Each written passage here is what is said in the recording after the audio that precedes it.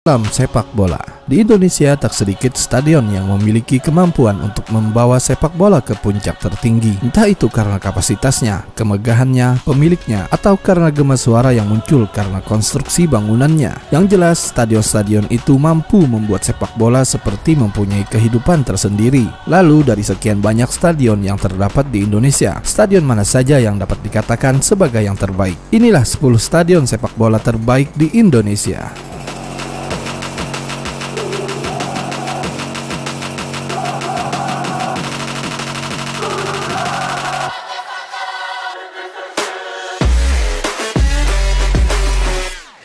Stadion utama Gelora Bung Karno.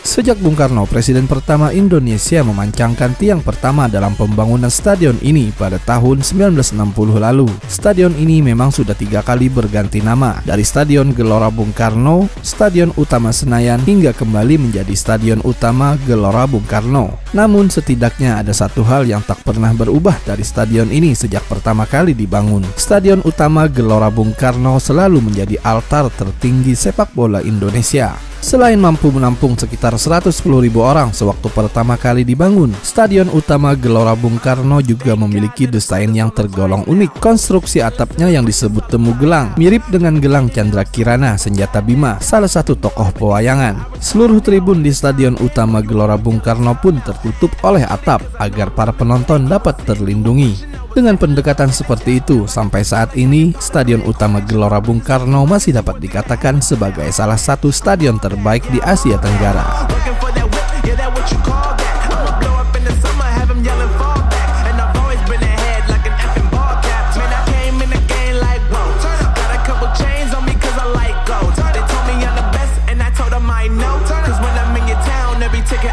Stadion Pakansari, Bogor.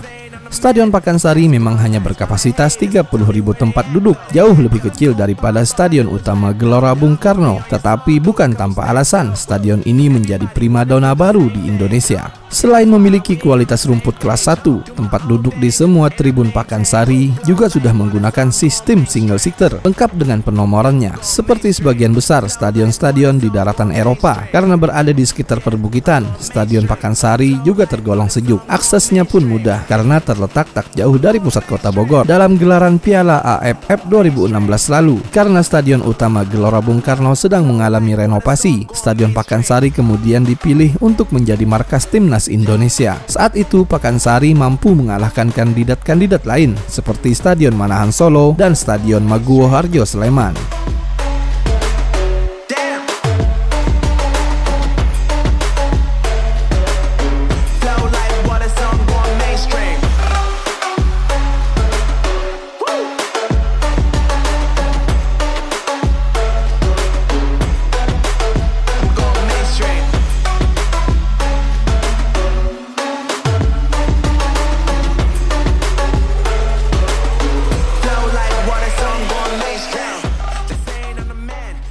Stadion Maguwo Harjo Sleman.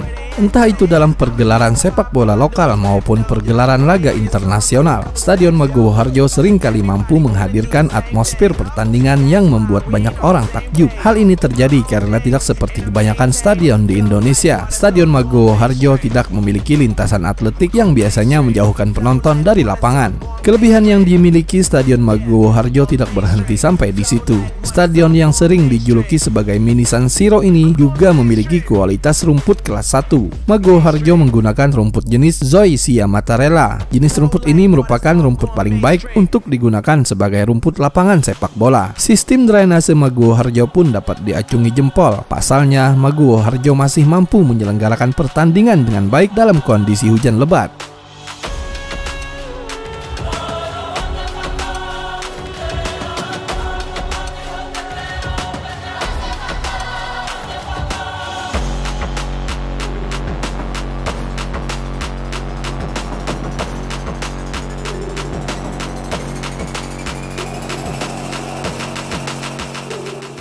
Stadion Manahan Solo. Di Indonesia adanya tim musafir bukanlah sebuah hal baru. Dan dari banyaknya tim-tim musafir yang pernah ada dalam sejarah panjang sepak bola Indonesia, tak sedikit dari tim yang mengincar Stadion Manahan sebagai rumah baru mereka. Alasannya sederhana, Stadion Manahan merupakan salah satu yang terbaik di Indonesia. Stadion yang pernah menjadi markas Persija Tim dan Pelita Jaya ini pertama kali diresmikan pada tahun 1998 lalu. Sejak itu, stadion yang mempunyai kapasitas sekitar 35.000 orang ini selalu menjadi tempat sakral saat pertandingan sepak bola digelar. Selain pernah menggelar final Piala Indonesia pada tahun 2010 antara Sriwijaya FC melawan Arema, timnas Indonesia juga beberapa kali menggunakan Manahan dalam laga internasional. Menjelang gelaran Piala AFF 2016, Indonesia menggunakan Stadion Manahan dalam pertandingan uji coba menghadapi Malaysia.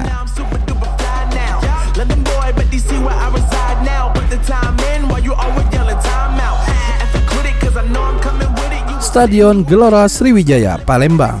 Rekam jejak kehebatan kerajaan Sriwijaya pada masa silam sedikit banyak mampu diwakili oleh kemegahan Stadion Gelora Sriwijaya.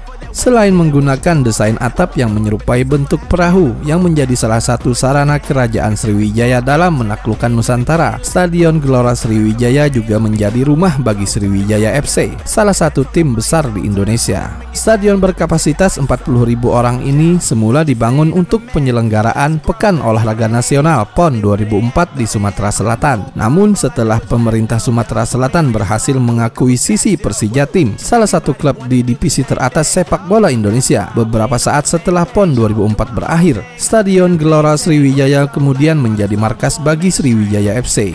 Karena terus mendapatkan perawatan yang baik, kemegahan Stadion Gelora Sriwijaya tak pernah memudar hingga saat ini. Bahkan stadion yang semula bernama Jakabaring ini juga dipersiapkan untuk menyelenggarakan Asian Games 2018 karena kualitas yang dimilikinya. Flow like water, so I'm going mainstream.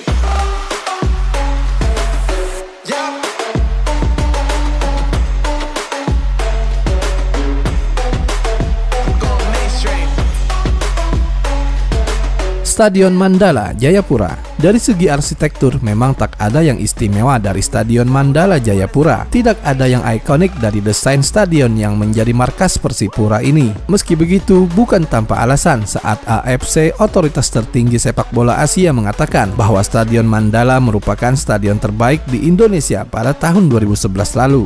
Stadion Mandala mempunyai kualitas lampu yang mengagumkan, sangat cocok untuk menggelar pertandingan di malam hari. Kualitas rumputnya pun tak kalah bagus jika dibandingkan dengan rumput Stadion Utama Gelora Bung Karno dan Stadion Gelora Sriwijaya. Selain itu, Stadion Mandala juga memiliki ruang internet berkecepatan tinggi yang dapat digunakan untuk kepentingan pers.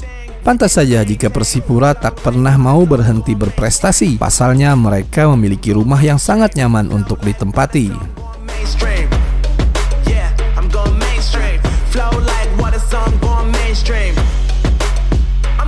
Stadion Utama Riau. Seperti Stadion Gelora Sriwijaya, Stadion Utama Riau dibangun untuk keperluan Pekan Olahraga Nasional. Meski begitu, Stadion Utama Riau sebetulnya mempunyai banyak kelebihan daripada stadion kebanggaan masyarakat Sumatera Selatan itu. Dibangun dengan menghabiskan dana dengan jumlah yang tak sedikit, sekitar 1,18 triliun. Stadion Utama Riau pernah masuk nominasi sebagai salah satu stadion terbaik di dunia pada tahun 2012 lalu.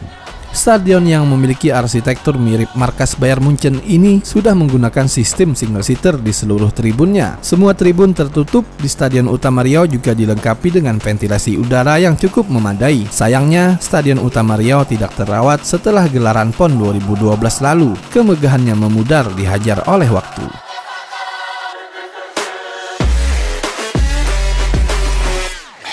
Stadion Aji Imbut, Kutai Kartanegara. Stadion Aji Imbut mempunyai arsitektur yang cukup unik. Stadion ini mempunyai tribun di sebelah utara dan selatan. Lintasan atletik yang terdapat di pinggir lapangan pun berwarna biru.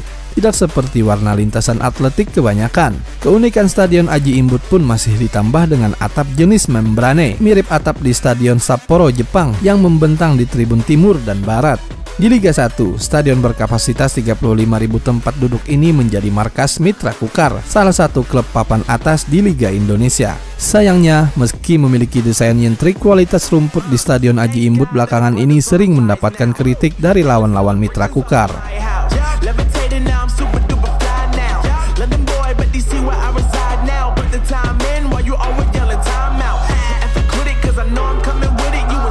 Stadion Gelora Bandung Lautan Api, Bandung. Beberapa waktu lalu, Jajang Nurjaman, pelatih Persib Bandung mengatakan, "Kami berharap bisa bermain di Stadion Gelora Bandung Lautan Api untuk Liga 1. Dia kemudian menambahkan, "Karakter kami bisa lebih terlihat di sana karena kualitas rumput dan lapangan yang bagus." Janur sapaan akrab Jajang Nurjaman ternyata tidak mengada-ngada. Bermain di Stadion Gelora Bandung Lautan Api untuk pertama kalinya di Liga 1, Persib berhasil meraih kemenangan pertamanya setelah bermain imbang dalam 2 pertandingan awal. Tak tanggung-tanggung, lawan yang mereka kalahkan adalah Sriwijaya FC, salah satu kandidat kuat juara Liga 1. Saat itu Persib bermain cepat, membuat pemain-pemain Sriwijaya FC pontang-panting untuk meladeninya. Selain kualitas rumput, Stadion Gelora Bandung Lautan Api mempunyai beberapa kelebihan lainnya. Tempat duduk di seluruh tribun sudah menggunakan sistem single seater dan sebagian tempat duduknya sudah tahan api. Stadion berkapasitas lebih dari 30.000 penonton ini juga memiliki e-boat, ruang anti peluru yang dapat digunakan untuk tamu-tamu penting, dan landasan helikopter.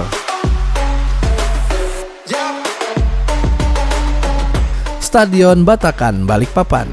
Di Liga 1 saat ini, Persiba Balikpapan memang menjadi tim musafir. Mereka bermarkas di Stadion Gajayana, Malang. Meski begitu, saat proses pembangunan Stadion Batakan selesai, Persiba berpeluang memiliki kandang terbaik di Indonesia. Mulai dibangun pada tahun 2010 lalu, Stadion Batakan diperkirakan membutuhkan anggaran lebih dari 1 triliun rupiah. Stadion yang setara bangunan 5 lantai ini mampu menampung 42.000 orang penonton. Selain menggunakan jenis rumput Zoysia Matrela, kelebihan lain yang dimiliki oleh Stadion Batakan adalah fasilitas-fasilitas penunjang yang terdapat di dalamnya. Ruang ganti para pemain tak jauh berbeda dengan ruang ganti di stadion-stadion Eropa. Batakan juga mempunyai toilet yang tergolong nyaman. Selain dipersiapkan sebagai markas Persiba Balikpapan, Stadion Batakan juga tak menutup kemungkinan untuk digunakan di ajang internasional. Stadion Batakan sendiri memiliki desain yang sangat mirip dengan Stadion Emirates, markas Arsenal.